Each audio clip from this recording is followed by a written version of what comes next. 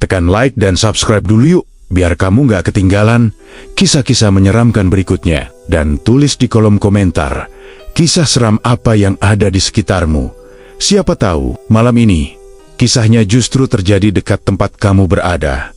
Sekarang, matikan lampu, pasang headset, dan siap-siap karena cerita kali ini bukan sekadar cerita, tapi peringatan. Di sebuah desa tua di pedalaman Kalimantan, ada sebuah kepercayaan kuno yang tidak pernah berubah sejak ratusan tahun lalu. Warga menyebutnya pamali tumbal larangan keras untuk memasuki hutan tertentu, terutama saat angin malam bertiup dari arah barat.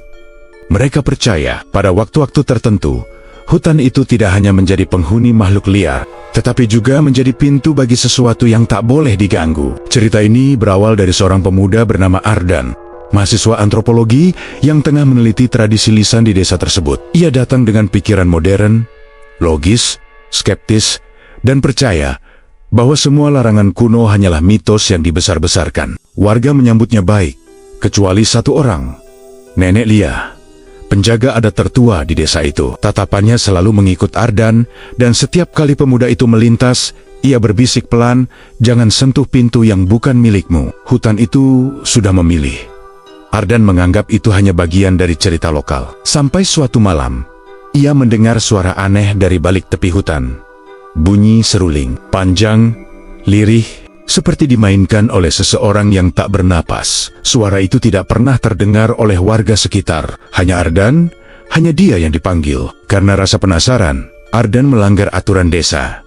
Ia memasuki hutan saat angin barat bertiup. Begitu melewati batas pertama, hawa berubah dingin. Bunyi serangga menghilang. Pohon-pohon seolah bergerak mengikuti langkahnya, dan kabut tipis muncul tanpa alasan. Di tengah hutan, ia menemukan sesuatu. Sebuah rumah kecil tua tanpa pintu. Hanya lubang gelap menganga. Rumah itu tampak seperti baru saja ditinggalkan seseorang. Namun, bagian lantainya dipenuhi jejak kaki yang bukan manusia. Terlalu panjang, terlalu tipis, dan jumlahnya seperti kaki banyak yang berjalan bersamaan. Di sudut rumah, Ardan melihat seruling bambu. Bentuknya sederhana, tetapi permukaan bambunya dipenuhi ukiran wajah-wajah menyeringai. Ardan mengangkatnya. Saat itulah semuanya berubah. Hutan bergetar pelan, seolah bernapas. Dari kehauan terdengar suara langkah.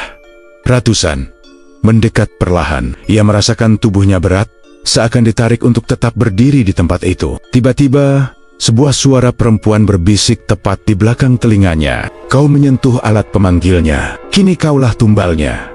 Ardan berlari, meninggalkan seruling itu. Namun hutan seperti mempermainkannya. Arah pulang berganti setiap detik, dan suara seruling tadi kini terdengar dari segala penjuru. Kadang seperti ditiup pelan, kadang seperti ditarik dari balik tanah. Ketika ia akhirnya keluar dari hutan, tubuhnya jatuh tersungkur di depan rumah Nenek Lia. Sang nenek hanya menatapnya, bukan marah, tapi iba. "Hutan sudah menandaimu. Kau mendengar seruling itu karena kau dipilih.